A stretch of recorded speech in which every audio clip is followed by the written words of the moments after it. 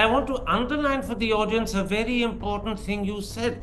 You said on the basis of preponderance of probability, it's more than likely that she would have had access to unpublished price-sensitive information. And again, on the same basis of preponderance of probability, it's more than likely that she would have taken decisions that affect ICICI, whether directly or indirectly, and therefore would have impacted the shares she had. Both of those, on the basis of preponderance of probability, are highly likely to have happened. And therefore, she would have put herself in a position where it was improper and wrong for her to be. Would you agree? Exactly. Improper and wrong is the correct words that you have used, because she may or may not have done something wrong. It doesn't matter. SEBI's own orders, innumerable times, there are celebrated cases that have gone all the way to the Supreme Court, where they have held a person responsible even for insider trading because two warring factions of a joint family lived in the same house. And they said it will be presumed that you knew. So there is somebody who has a Facebook like, and it is presumed that they knew. So applying the same logic that SEBI has used in its orders, we are free to presume that she ought to have known, she could have known, maybe she didn't know. But that is now, because of this uncomfortable situation of not having rules, you have needlessly created a suspicion. And this is something that I keep saying, she ought to know. She's the one who's making the rules, and she's not been around there for a short time. She's been around there for 7 years.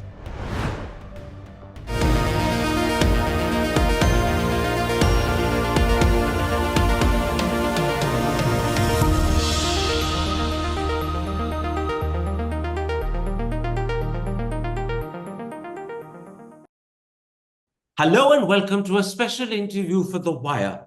How potentially damaging are the questions the Congress Party has raised about SEBI Chairperson Madhabi Puri Buch's remuneration from ICICI Bank?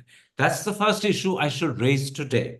More importantly, are there bigger and more worrying concerns arising from the fact that Madhabi Buch held on to ICICI Bank ESOPs for around 8 years, during which time she was both a whole-time member as well as chairperson of SEBI? That's the second issue I should raise today. My guest is the well-known and highly regarded Managing Editor of Moneylife, Sucheta Dalal. Sucheta Dalal, I want to focus this interview on SEBI Chairperson Madhabi Puri Buch and her former employer ICICI Bank, and then after that, raise the question, what lessons should SEBI learn from this? First, the Congress Party has asked, how can Madhabi Buch's retirement benefits be significantly more than her last drawn salary as an employee of ICICI Bank? Is that a legitimate question? And does it require an answer from ICICI? And before you answer, I should point out to the audience that Pavan Khera has said that her average salary drawn from 2007 till 2013-14 is 1.3 crore, but the so-called retiral benefits given by ICICI from 2016-17 to 2020-2021 were 2.77 crore on average per annum. Can a person's retirement benefit be almost 100% more than her salary as an employee? So what I understand, and I've been doing a lot of digging myself, is that it is not really a sort of pension, because Congress has used the word salary, pension interchangeably, and it's actually ESOPs, right? And as you know, the bull market really began in April 2020. So prices have gone up, really shot through the roof. So when you're going to exercise those ESOPs, the value increases. And many of these changes about accounting them in your tax returns have actually been made during the Congress tenure, right? So yes, she has got a lot of money. There is a question mark about that. But these are ESOPs, and there's no salary or pension that was paid afterwards. In fact, even the ICICI Pru amount that they show as salary, its salary and perquisites come together in the tax statements. And apparently the documents that the Congress seems to have are her tax statements. That's what I understand. So they've used the word salary. In fact, it caused a lot of confusion among journalists as well, because we didn't know how they can pay a salary after she has left the job, because it's unheard of in the private sector. So when it's ESOPs, it depends on how much you exercise any particular year. Is that a problem? Yes, in her role as SEBI chairman, but it's not a salary. It's ESOPs, and it is her right to exercise as many as she wants to, and that's why it can fluctuate. So, with specific regard to the question Pavan Khera asked on behalf of the Congress Party, if I've understood you correctly, you're saying that a certain amount of confusion is created by the fact that he repeatedly used the word salary, whereas in fact this covers either pension or ESOPs, not salary at all. And secondly, although it's a very large sum of money, because the market price of those ESOPs increased very substantially towards the end of this period, the amount realized also would have gone up very substantially. So it's confusing use of language, but not necessarily something fishy underneath it. Yeah, she has not earned a salary or a pension post her tenure in ICICI. So there is no confusion about that. It is about ESOPs, and that's pretty clear. And what she earned from ICICI Pru also was an annuity, which is part of the salary, which was during her tenure there. Now, I think ICICI Bank should have quickly clarified all of this in more detail instead of keeping it vague. But people say that, this is the first time for everything. No individual has been questioned like this. The individual this time happens to be the SEBI chairperson. So it's not as though they picked up any former employee and asked questions. So all this shows you how there's no thinking at all when you have a revolving door from the private sector to the public sector. It should have been thought about, it should have been anticipated and dealt with before. I'll come to those issues because those are issues that concern the sort of regulations SEBI needs to put in place, and I'll come to that in a moment's time. But the first thing is, this is not salary, it's ESOPs. And secondly, the sum is huge because the share value that underlies those ESOPs went up very substantially. Exactly. Now, Congress has also asked a second question. Pavan Khera asked why the retiral benefit was not uniform in terms of its frequency as well as in terms of its amount. According to him, in 2014-15, Madhabi Buch received 5 crores. The next year, she got absolutely nothing. Then between 2016-17 and 2021, the retiral benefits resumed again. And once again, I want to ask you, is this a legitimate question for a political party to ask? And does it require an answer from ICICI? In other words, do the retiral benefits need to be uniform, both in terms of frequency and amount, or can they vary? No, now that we are saying it's ESOPs, okay? So the confusion was until we found out what it was. Now that we know it's ESOPs, then, it depends on the person. The ESOPs are vested. When you exercise them, you have to make a payment because the ESOPs are allotted at a certain price. You have to pay that price. There is a tax deducted at source by the bank, which is what the TDS is about. And I wish the Congress had, asked someone to explain this a little better to them, because then there wouldn't have been confusion about salary, pension, or whatever. It is ESOPs. So maybe 1 year she chose not to exercise them, and that's why there is no payment that year, which she has to show in her tax returns. Mind you, all this is coming only from her tax returns. It's not that ICICI has disclosed that we have paid the money. It is coming from Madhabi Puri Buch's tax returns, which the Congress seems to have got hold of, right? So it's perfectly all right if for 1 year she probably didn't exercise the ESOPs. Now, this is very important. I'm underlining it for the audience because we're talking about ESOPs, not pension. They can vary in terms of both frequency and amount. It entirely depends upon when she chooses to realize them and how much she chooses to realize at that point. This also means, doesn't it, that both the questions raised by Congress don't actually point towards any suspicious wrongdoing at all. They can be easily clarified if you use the right language and you understand that this is ESOPs, not salary. And if you also bear in mind that because it's ESOPs, it can vary in terms of frequency and amount of realization. So the Congress questions actually, at the end of the day, do not point at anything wrong or fishy. No, there are two sides to it, okay? So one is, has ICICI done something wrong? Doesn't look like it, okay? They have paid her ESOPs. She can exercise them. They're vested. And they have a policy, which they say 10 years. We have discovered that policy keeps changing. But it is all passed by the board. So where ICICI is concerned, there doesn't seem to be an issue. Where the SEBI chairperson is concerned, whether there is a conflict of interest in the fact that you have these, and when do you exercise them? Are you then in possession of what is called unpublished price sensitive information? There are legitimate questions over there. The Congress should have stuck to those questions. And in fact, the Congress didn't raise those questions. Those were questions that were raised by you in an article that you wrote for your magazine, Moneylife. I want to come to that. And I'll just point out for the audience, these are the questions you raised. We are not any longer talking about issues that were raised by Congress.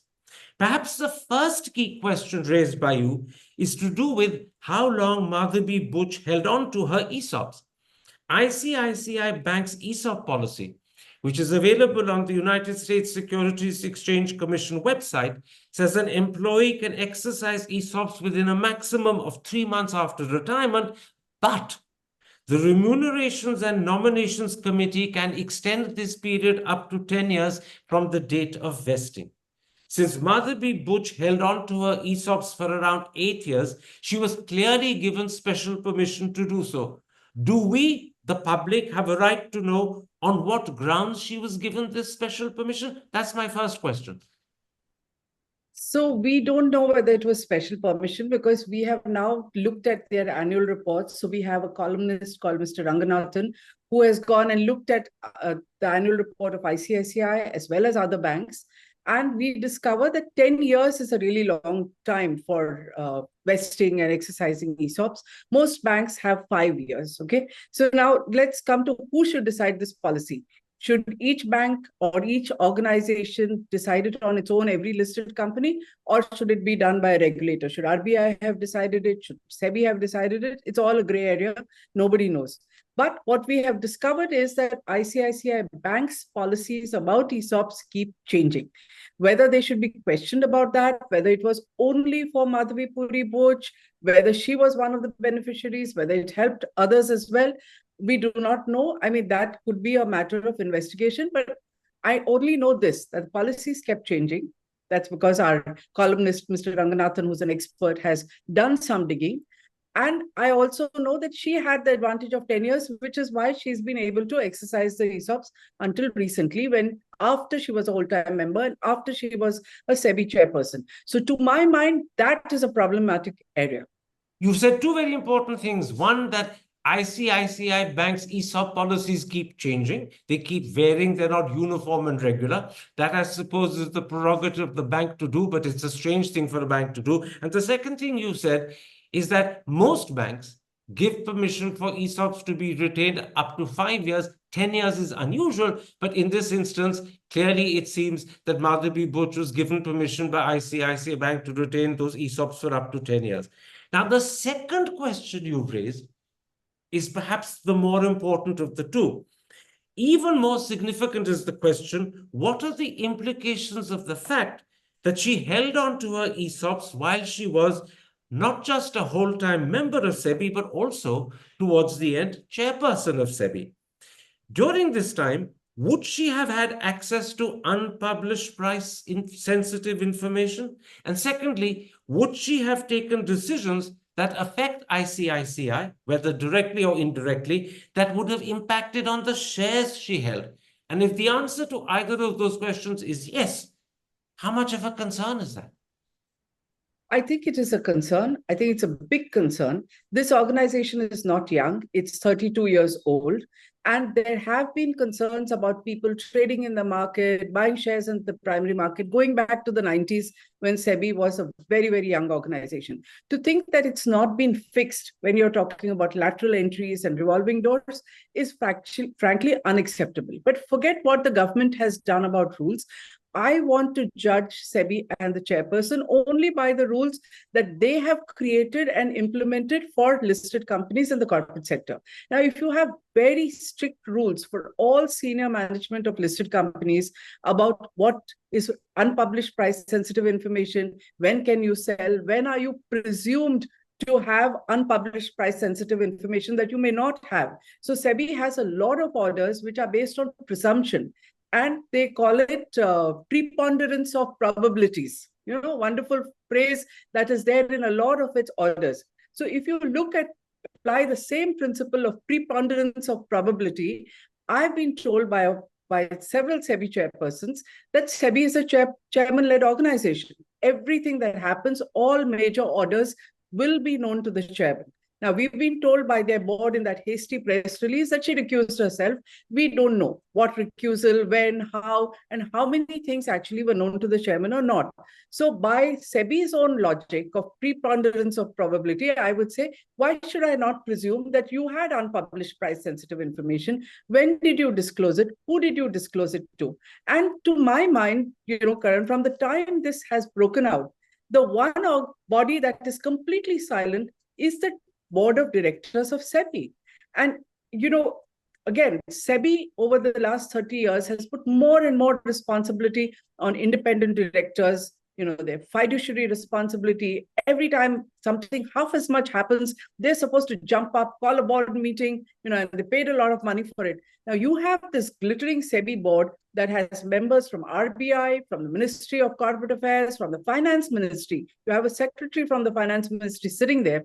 And from the time the Hindenburg allegations have made to all these daily press conferences of the Congress, the board never meets. I mean, they have to tell us. I don't want to hear a press release from SEBI saying, and I asked a question actually to the HR head of SEBI saying, has she been making disclosures? Have you checked about unpublished price-sensitive information availability when those disclosures were made? I have no reply. So why are we as a public not supposed to know this? Absolutely. And I want to underline for the audience a very important thing you said.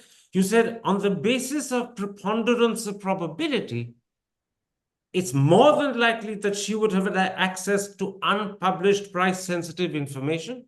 And again, on the same basis of preponderance of probability, it's more than likely that she would have taken decisions that affect ICICI, whether directly or indirectly, and therefore would have impacted the shares she had. Both of those, on the basis of preponderance of probability, are highly likely to have happened. And therefore, she would have put herself in a position where it was improper and wrong for her to be. Would you agree? Exactly. Improper and wrong is the correct words that you have used, because she may or may not have done something wrong. It doesn't matter. SEBI's own orders, innumerable times, there are celebrated cases that have gone all the way to the Supreme Court, where they have held a person responsible even for insider trading because two warring factions of a joint family lived in the same house. And they said it will be presumed that you knew. So there is somebody who has a Facebook like, and it is presumed that they knew.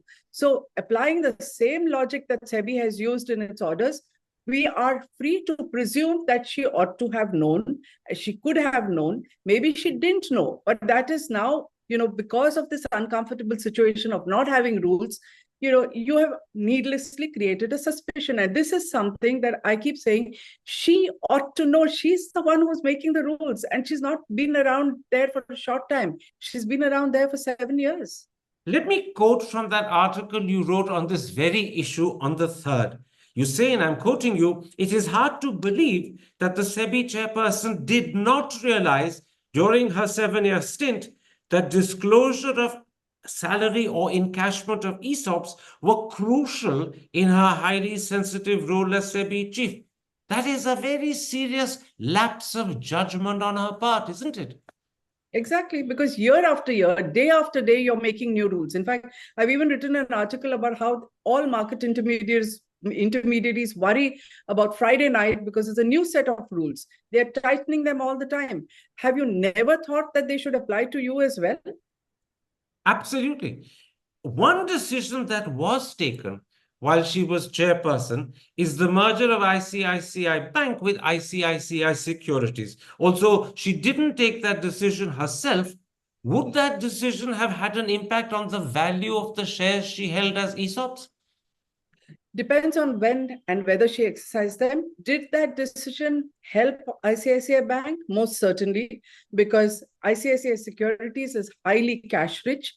And after the merger, ICICI Bank gets access to that cash and it increases its lending part. And that's why the share price has actually gone up. It would be one of the factors why the share price has gone up. Whether she actually has exercised her ESOPs after that, we don't know, because this is a very recent thing. But my point is that, a SEBI chairperson should not be in a situation where these questions are raised, especially because that merger itself is highly controversial.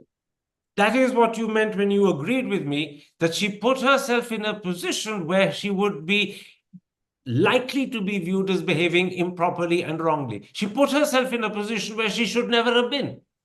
Exactly. She should never have been, and she may not have behaved improperly, but she's put herself in that position, knowing fully well that questions that she asks market intermediaries, she asks the corporate world and listed companies ought to apply to her as well. And absolutely, and the chairman of SEBI should never put herself in a position where her behavior could be deemed to be improper and wrong. She should have known this is an invidious position. I must not be in it. The point is not just that she should have known. SEBI is part of this International Organization of Securities Commissions. Okay, the global commissions have rules about this. They have a revolving door. They have people, unlike India, where SEBI chairmanship was by and large occupied by IAS officers, who looked at it as a post-retirement sinecure coming straight from the finance ministry. The rest of the world hasn't behaved like that, right?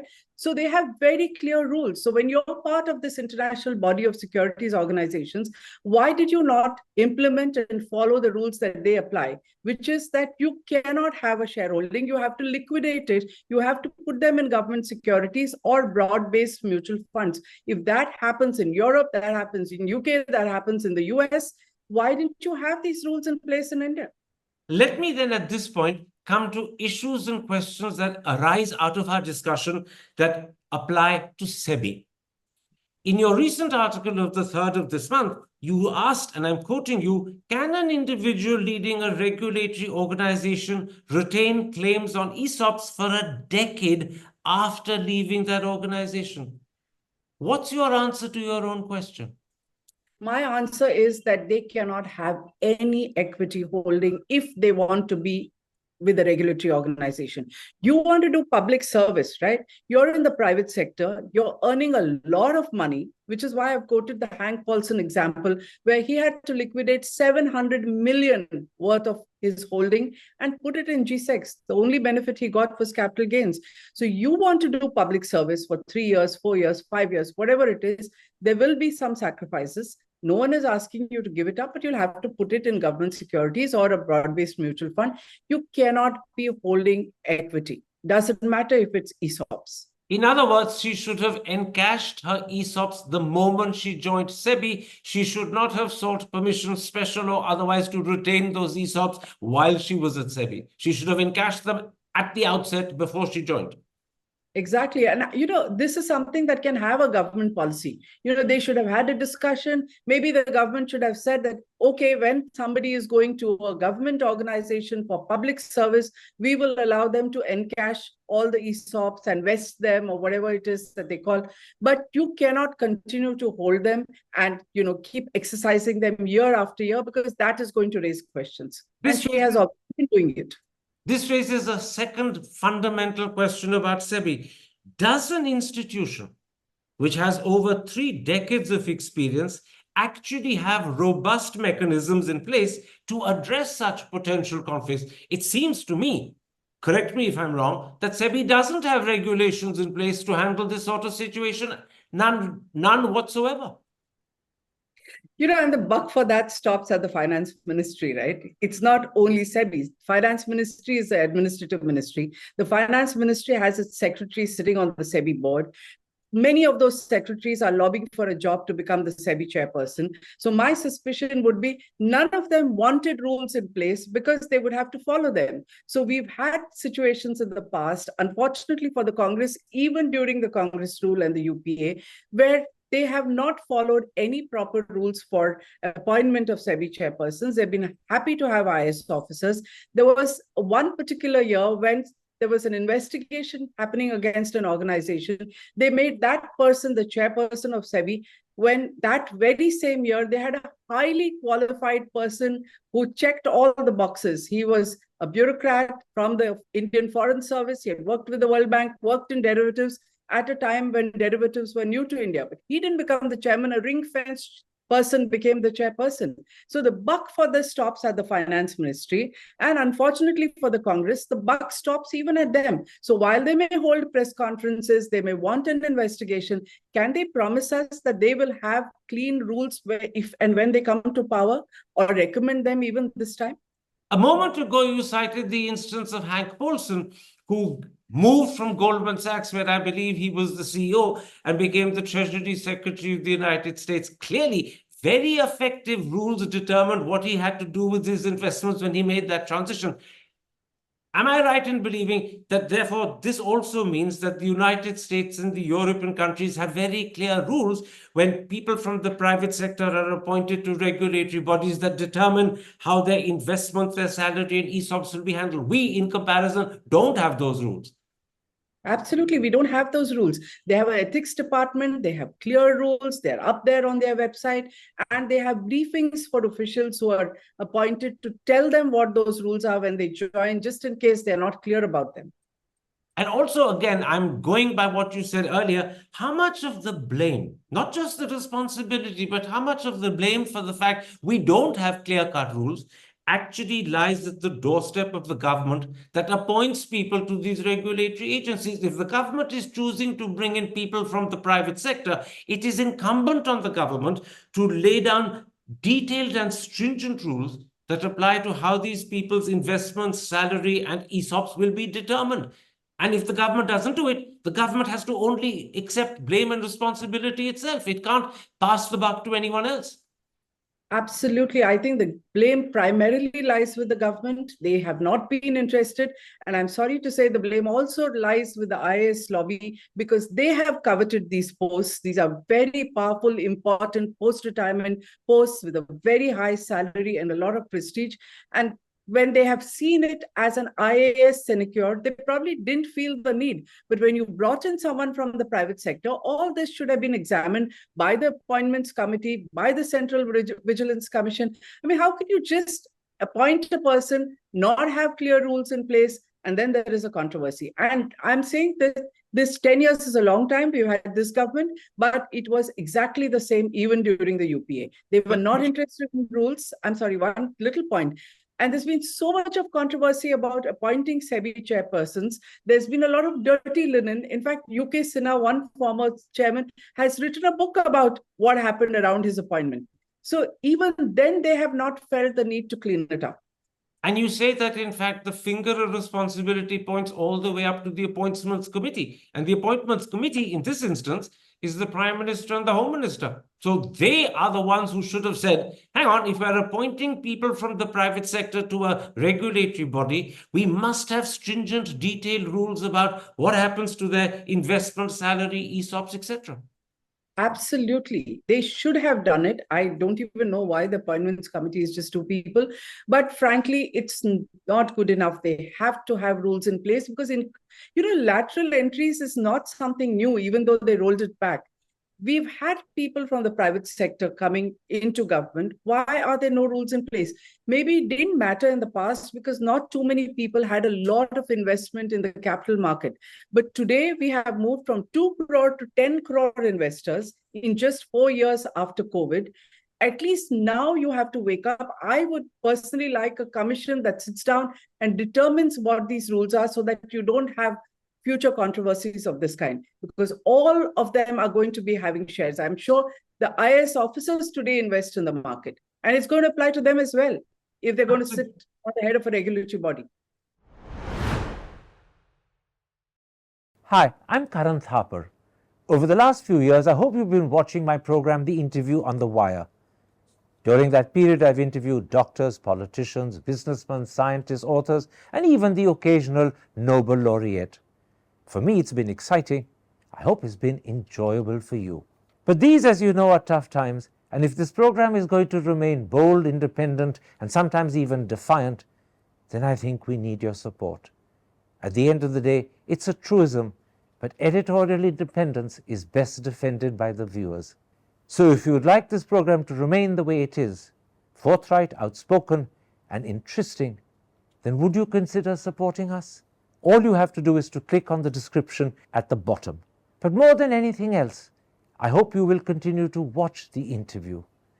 Your viewership means an awful lot to me.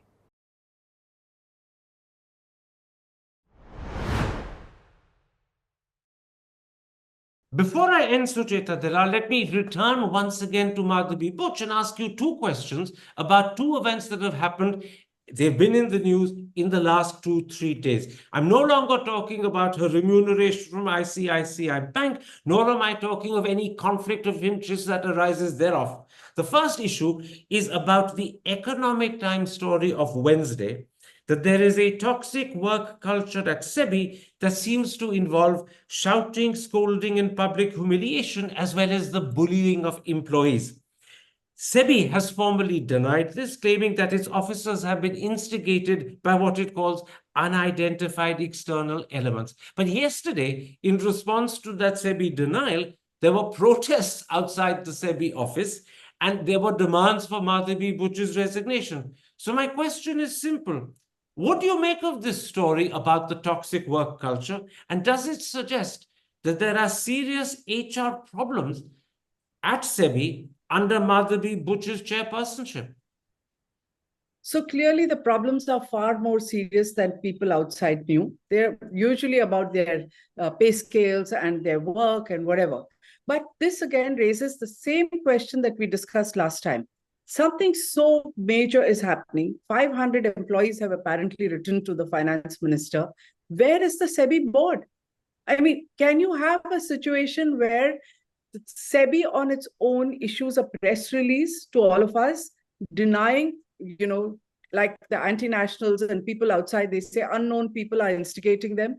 The very next day, 200 people are down protesting about you, which means that you as a regulatory organization have issued a press release that's a pack of lies.